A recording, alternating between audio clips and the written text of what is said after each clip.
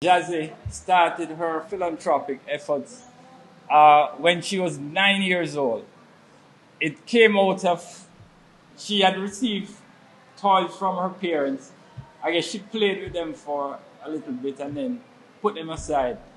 And her parents were saying, Jazzy, you need to play with your toys a little bit more. So she made a commitment there to donate all her future birthdays, the toys and games that she received, she would donate them to less fortunate kids in Jamaica, the birthplace of her parents. And that has brought us here today. My dream is to make a difference in children's lives, providing a safe space in my corners. This experience is one of my favorites. It's like planting seeds in my own backyard and watching them grow and flourish. And I can say they are growing from one corner to three. Nothing is short of a miracle. Mapen Hospital, Kingston Jubilee, and I'm heading to the Black River Hospital tomorrow. My publicist, Anthony Turner, has been a rewarding journey. Thank you.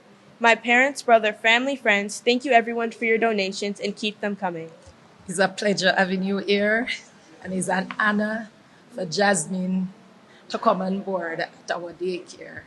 Our mission is to provide quality care and protection to children by creating an environment where children can grow and learn in our care.